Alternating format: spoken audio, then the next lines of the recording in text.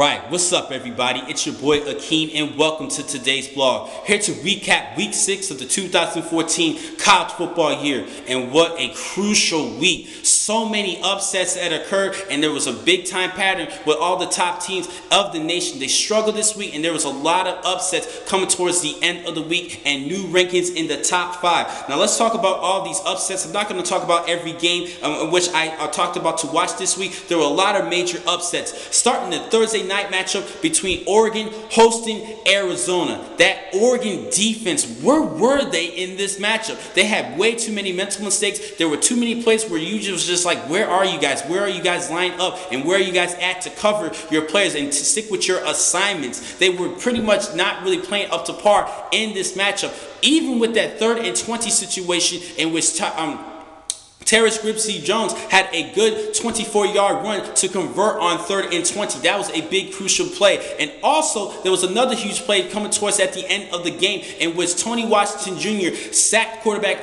Solomon on the 3rd and goal situation, but then was called for unsportsmanlike conduct and gave the Wildcats the first down and helped with Jones Grigsby have a good 1-yard go-ahead touchdown to win the game 31-24. There was just way too many mistakes on the defensive side for Oregon. Now, Marcus Mariota did do his job well enough, in my opinion, offensively. It was the defense from Oregon who did not play, but I'm not really too surprised with this particular upset because Arizona is a great team, and they reached their first 5-0 season, starting the season 5-0 since 1998. Another major upset, Wisconsin loses to unranked Northwestern 20-14, despite the fact that Melvin Gordon rushed for over 250 yards and a score. He only had one rushing touchdown in this matchup. He had a big game, but the Northwestern Wildcats did great enough on the defensive side to help to stop Melvin Gordon, especially in the red zone. Another major upset, number 12 Mississippi State beat number 6 Texas A&M 48-31. Dak Prescott is the truth. He was accounted for 5 touchdowns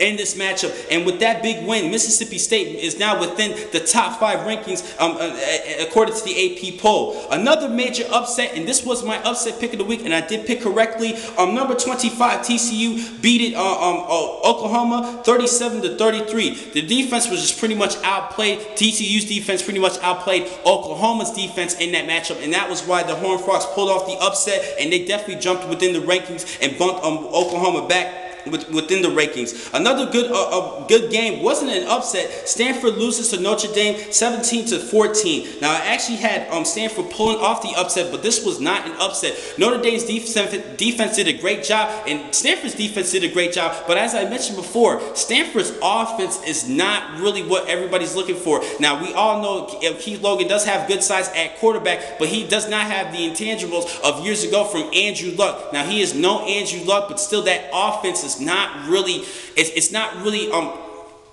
adjoining too well, coinciding too well with their defense as far as a team, as a unit overall. It's the defense the Cardinal defense has been keeping Stanford winning these games, and not too much in their offense. They need to stop depending too much on that defense, and their offense need to play a lot better. Another major upset of this past week, Arizona State beat number 16 USC due to a final second Hail Mary pass caught by Jalen Strong, who had over 202 yards receiving in that matchup to pull off the 38-34 victory. A good major upset. Brockovich had a good game pass for over 500 yards, particularly with that 48-yard Hail Mary pass. That was a great game by Brockovich. Arizona State still has a great team, and they're still up. They still have a chance of winning the Pac-12 championship. There was another major upset in the Pac-12. UCLA gets down by Utah 30-28. Now, this was the biggest upset out of all the upsets this past week, in my opinion, because Utah, even though they were 3-1 headed to that matchup,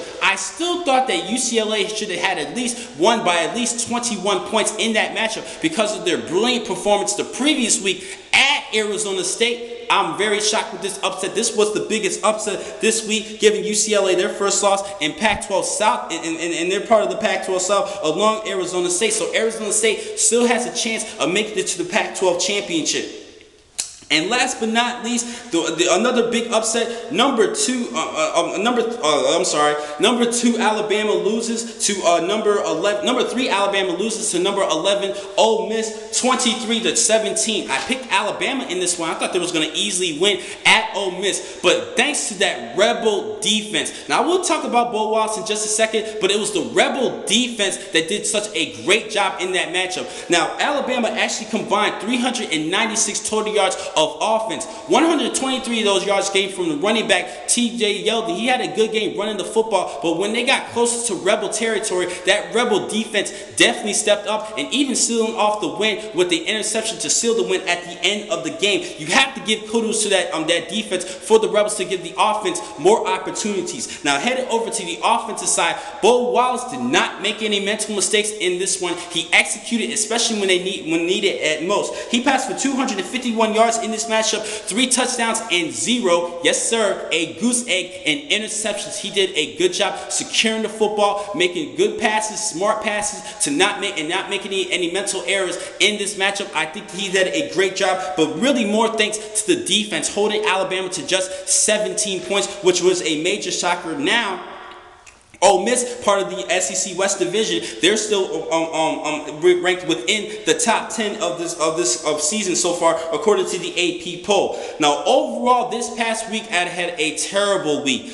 5-8 overall. The games I did win was the TCU matchup. I won the Marshall over Old Dominion, which they won 56-14. I won the Ohio State Maryland game. That was an easy pick. And I also won the Baylor Texas game. I called that one correctly. And the Auburn LSU game. Now this was a big shocker to me. Auburn actually beat LSU 41-7. That offense is very explosive, and this was the team that shows I think they should be ranked they should be probably ranked number 1 above Florida State in my opinion. They did a great job against a good LSU team, crushing them 41-7. They should be ranked number 1 overall, but they actually went up to number 2, and now the new number 3 is Mississippi State, and these two teams play each other this week.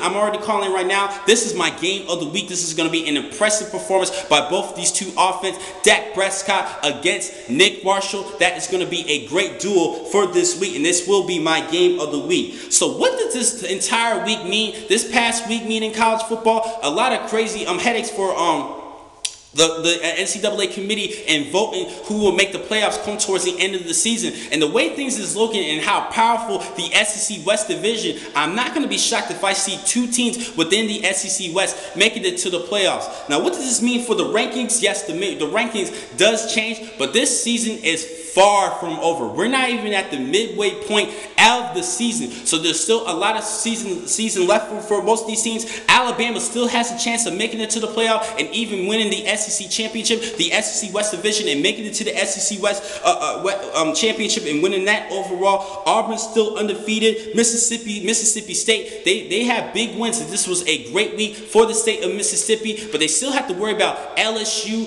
Auburn, and even each other in this conference in that final A Bowl matchup between Mississippi and Mississippi State. So we are not really sure what will happen come towards the end of the season. Now, I'm going to actually stick with my prediction of who will still make the playoff come towards the end of the year. I predicted earlier this season, before the season began, in my preview, I went with Florida State, Oregon. I still believe Oregon should get the nod if they remain undefeated. Alabama and Baylor. I think Baylor will represent the Big 12 Conference, especially with a good loss for Oklahoma's loss to TCU. It is now between TCU and Baylor. They control their own destiny. Anything can happen, and I cannot leave out Notre Dame. If they remain undefeated, they will definitely make the playoff come towards the end of the season. But they have a couple of tough games. They have USC and they just beat Stanford. They have USC and Florida State. These are major games that they need to look after for. They still have a couple other hard games to look out for this season. If they remain undefeated, they will definitely make the college football playoff come towards the end of the year. That was an impressive win, the 17-14 victory. So we still have a lot of season left. I believe that there's still going to be some more upsets, and I'm actually going to predict this now. I think Alabama is still going to represent the West